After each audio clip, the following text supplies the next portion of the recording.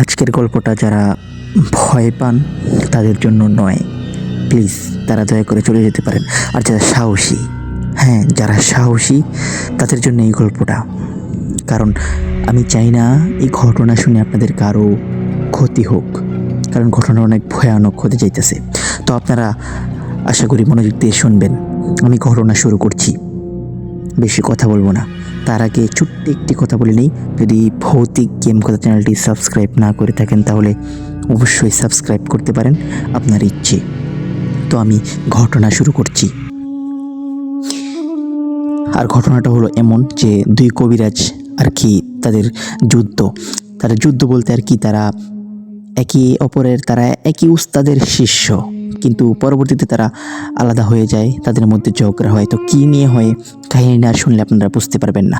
তো আমি ঘটনা শুরু করছি। বর্ষাকালের শেষ দিক, টানা 3 দিন ধরে বৃষ্টি হচ্ছে। গ্রামের কাঁচা রাস্তা কাদায় ডুবে গেছে। সন্ধ্যার পর থেকেই মানুষ দরজা জানালা বন্ধ করে দেয়।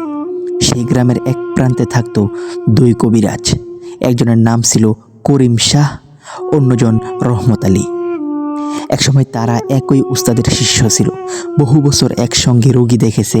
কিন্তু এক ঘটনার পর তাদের সম্পর্ক এমন ভেঙে যায় যে তারা একে অপরের নামও নিতে চাইতো না। গ্রামের লোকজন ফিসফিস করে বলতো, ওই দুজনের ঝগড়া শুধু মানুষের সঙ্গে নয়, অদেখা শক্তিকেও জড়িয়ে ফেলেছে। কেউ প্রকাশ্যে এসব বলতো না, কারণ গ্রামের বয়স্করা একটা কথা বারবার বলতেন, রাতের বেলা ওদের নাম নিয়ে কথা বলিস না। এক রাতে হঠাৎ গ্রামের ব্যবসায়ী নাসিরের ছেলে নিখোঁজ হয়ে গেল। সবাই খুঁজলো, পুকুরে, বাঁশঝাড়ে, ধানের খেতে, কোথাও নেই। ফজরের একটু আগে ছেলেটিকে পাওয়া গেল গ্রামের পুরনো বট গাছের নিচে। সে বেঁচে ছিল, কিন্তু বাড়ি ফিরে শুধু একটাই কথা বলতো, দুজন মানুষ ঝগড়া করছিল, কিন্তু তাদের ছায়া ছিল 4টা। এরপর আর একটি শব্দ বলেনি। ডাক্তার এলেন, ইমাম এলেন, গ্রামের মুরব্বীরাও কথা বললেন, কিন্তু ছেলেটি প্রতিবার একই কথা বলতো। তারা একজন আরেকজনকে বলছিল, আজ থেকে মানুষ নয়, ছায়া দিয়ে হিসাব হবে। এই কথাটা ছড়িয়ে পড়তে গ্রামের মানুষ 2 ভাগে ভাগ হয়ে গেল। একদল বলল করিম শাহ নির্দোষ, আরেক দল বলল রহমত আলী প্রতিশোধ নিতে এমন কিছু শুরু করেছে যার শেষ ভালো হবে না। কিন্তু কেউ জানতো না সেই রাতেই গ্রামের বাইরে পরিত্যক্ত এক জমিদার বাড়ির ভাঙ্গা বারান্দায় করিম শাহ আর রহমত আলী মুখোমুখি দাঁড়িয়েছিল।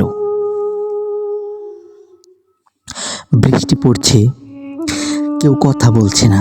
হঠাৎ রহমত আলী নিচু গলায় বলল, আমি তোকে হারাতে আসিনি, আমি এসেছি জানতে তুই কেন সেই নিষিদ্ধ প্রতিজ্ঞা ভেঙেছিস। করিম শাহ ধীরে ধীরে মাথা তুলল।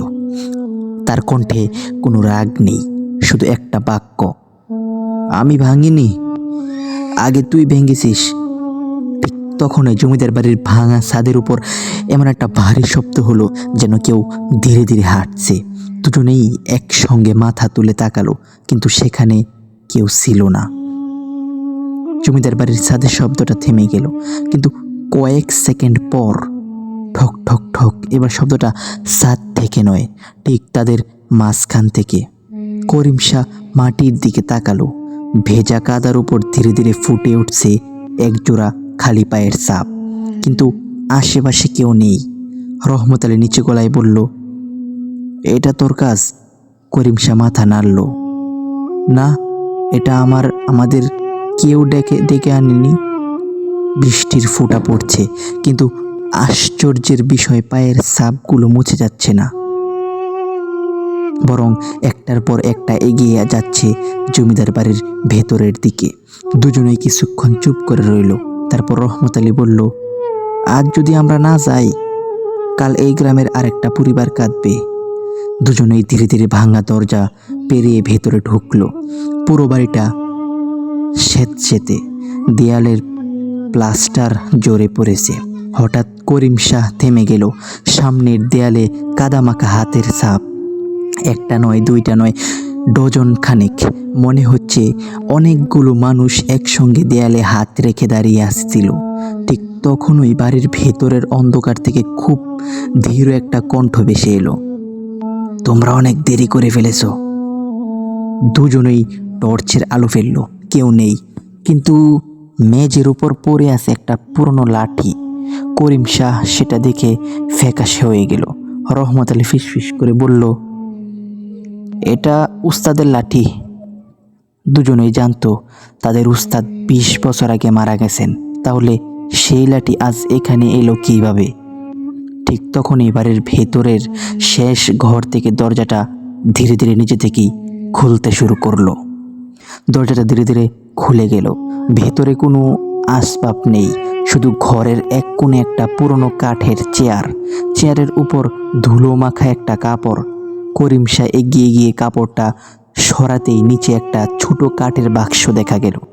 বাক্সের ঢাকনার খোদাই করা ছিল মাত্র 3টি শব্দ, খুলবে না কখনো। রহমত আলী এক পায়ে পিছিয়ে গেল, এটা এখানে থাকার কথা না। করিম শাহ নিচু গলায় বলল, 20 বছর আগে উস্তাদ নিজেই এটা লুকিয়ে রেখেছিলেন। হঠাৎ বাইরে প্রচণ্ড বজ্রপাত হলো। সেই আলোয় কয়েক সেকেন্ডের জন্য ঘরের দেয়ালে দুজনের ছায়া পড়ল, কিন্তু ছায়া ছিল 4টি। দুজন মানুষ, 4টি ছায়া। বজ্রপাতের আলো মিলিয়ে যেতেই অতিরিক্ত 2টি ছায়াও অদৃশ্য হয়ে গেল। রহমত আলীর কপালে ঘাম জমল। আমরা একা আসিনি। ঠিক তখনই বাক্সটার ভেতর থেকে খুব আস্তে একটা শব্দ এলো, ঠক। কয়েক সেকেন্ড পর আবার ঠক ঠক। মনে হলো যেন ভিতর থেকে কেউ ধীরে ধীরে আঙুল দিয়ে ঢাকনায় নক করছে। করিম শাহ বাক্সটার দিকে তাকিয়ে ফিসফিস করে বলল, এটা যদি সত্যিই জেগে থাকে, তাহলে আজকের রাত শুধু আমাদের নয়, পুরো গ্রামের জন্য দীর্ঘ হতে যাচ্ছে। বাইরে বৃষ্টি আরও জোরে নামতে শুরু করলো, আর দূরে গ্রামের দিক থেকে ভেসে এলো মানুষের চিৎকার। দুজন একে অপরের দিকে তাকালো, তারপর কোনো কথা না বলে দৌড়ে বেরিয়ে গেল জমিদার বাড়ি থেকে। কিন্তু তারা জানতো না, তাদের পেছনে ভাঙ্গা বারান্দায় একটি অচেনা অবয়ব নিঃশব্দে দাঁড়িয়ে তাদের চলে যাওয়া দেখছিল। করিম শাহ আর রহমত আলী কাদামাখা পথ ধরে গ্রামের দিকে দৌড়াতে লাগলো। বৃষ্টি এতটাই জোরে পড়ছে যে সামনে কয়েক হাতের বেশি দেখা যাচ্ছে না। গ্রামের প্রবেশ মুখে পৌঁছেই তারা থমকে দাঁড়ালো। পুরো গ্রাম অস্বাভাবিকভাবে নিস্তব্ধ। কোথাও কুকুরের ডাক নেই, কোথাও মানুষের কথা নেই, শুধু দূরে একটা কুপির আলো জ্বলছে। সেই আলোটা নাসিরের বাড়ির। দুজন দ্রুত সেখানে পৌঁছাতেই দেখলো উঠোনে গ্রামের মানুষ জড়ো হয়েছে, কিন্তু কেউ কথা বলছে না। সবাই শুধু ঘরের ভেতরের দিকে তাকিয়ে। করিম শাহ ভেতরে ঢুকতেই নাসির কাপা গলায় বলল, ও আবার কথা বলেছে। বিছানায় শুয়ে থাকা ছেলেটি ধীরে ধীরে চোখ খুলল। তার গলা আগের মতো নয়, গভীর, ভারী। সেই করিম শাহর দিকে তাকিয়ে বলল, তোমরা বাক্সটা দেখেছ? রহমত আলী চমকে উঠল, কারণ বাক্সের কথা গ্রামের আর কেউ জানার কথা নয়। ছেলেটি আবার বলল, এখন আর সময় নেই, ওটা সেখানে আছে, সেখানে থাকলে কেউ বাঁচবে না। করিম শাহ জিজ্ঞেস করলো, তুই এসব জানিস কিভাবে? ছেলেটি কয়েক সেকেন্ড চুপ করে থেকে ধীরে ধীরে নিজের ডান হাতটা তুলল। তার তালুতে ভেজা কাদার মতো কালো একটা দাগ। দাগটা যেন নড়ছে। ঘরে থাকা সবাই আতঙ্কে এক পা পিছিয়ে গেল। ঠিক তখনই ঘরের সব কুপির আলো একসঙ্গে নিভে গেল।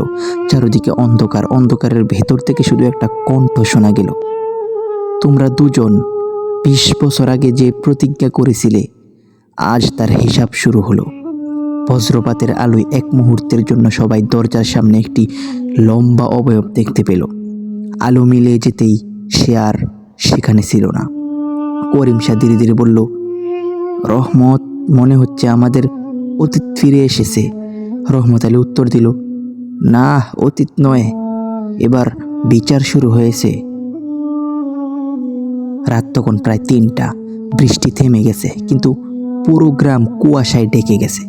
এমন কুয়াশা গ্রামের সবচেয়ে বয়স্ক মানুষরাও আগে দেখেনি। নাসিরের বাড়ির উঠোনে সবাই দাঁড়িয়ে, কেউ কথা বলছে না। হঠাৎ গ্রামের মসজিদের দিক থেকে দৌড়ে এলো এক যুবক। হাঁপাতে হাঁপাতে বলল, করিম চাচা, রহমত চাচা, আপনারা একবার চলেন। কি হয়েছে? মসজিদের সামনে পুরনো বটগাছের নিচে কেউ একটা বড় গর্ত করে রেখে গেছে। সবাই মিলে সেখানে গেল। গিয়ে দেখে সত্যি মাটিতে একটি গভীর গর্ত, কিন্তু সবচেয়ে আশ্চর্যের বিষয়, চারপাশের মাটি ভেজা, অথচ গর্তের ভেতরের মাটি একদম শুকনো। রহমত আলী টর্চের আলো ফেলতেই দেখা গেল গর্তের এক পাশে কাপড়ে মোড়ানো একটি পুরনো পুটলি। করিম শাহ সেটি তুলে ধীরে ধীরে খুলল। ভেতরে একটি বিবর্ণ ছবি, ছবিতে 5 জন মানুষ। তাদের মধ্যে 2 জন করিম শাহ আর রহমত আলী, যুবক বয়সী। মাঝখানে তাদের উস্তাদ, কিন্তু ছবির একেবারে ডান পাশে দাঁড়িয়ে থাকা আরেকজনের মুখ ধারালো, কিছু দিয়ে পুরো আঁচড় কেটে মুছে ফেলা হয়েছে। ছবির পেছনে কাপা হাতে লেখা, যেদিন ওর মুখ মনে পড়বে সেদিনই সব শুরু হবে। করিম শাহর হাত কেঁপে উঠল। রহমত আলী ধীরে ধীরে বলল, আমি আমি ওর নামটা মনে করতে পারছি। করিম শাহ তাড়াতাড়ি বলল, না, এখন বলিস না। ঠিক তখনই চারপাশে হঠাৎ ঠান্ডা বাতাস বয়ে গেল। বটগাছের সব পাখি একসঙ্গে ডানা চাপটিয়ে উড়ে গেল। আর দূরে কুয়াশার ভেতর একজন মানুষ দাঁড়িয়েছিল। সে ধীরে ধীরে হাত তুলল, যেন তাদের ডাকছে। করিম শাহ টর্চের আলো ফেলতেই অবয়বটা মিলিয়ে গেল, কিন্তু কাদা মাটিতে রয়ে গেল শুধু এক জোড়া পায়ের ছাপ, যা গ্রামের বাইরে নয়, সেটা তাদের বাড়ির দিকেই চলে গেছে। তো আপনাদের কাছে ঘটনাটা কেমন লাগছে তা অবশ্যই জানাবেন। আর এটা কিন্তু পার্ট 3, মানে বৃষ্টির রাতে কে ডাকে, এই সিরিজের পার্ট 3 ঘটনা। তো আপনারা শুনতে চাইলে আমি পার্ট 4ও আপনাদেরকে সংগ্রহ করে দিতে পারবো, মানে এটাও আছে। আমি পরবর্তী আপনারা চাইলে আমি পার্ট 4 ওই ভিডিওতে নিয়ে আসবো, যে আগামীকালকে যে ভিডিওটা আমাদের চ্যানেলে আপলোড হবে, তো ওইটাতে আমি আপনাদেরকে বৃষ্টির রাতে কেটে পার্ট 4 দিব। তো সকলে ভালো থাকবেন, সুস্থ থাকবেন, সবার জন্য দোয়া করবেন। আর ভৌতিক গেম চ্যানেলটি সাবস্ক্রাইব করতে কিন্তু ভুলবেন না। সকলকে জানাই ধন্যবাদ। আসসালামু আলাইকুম।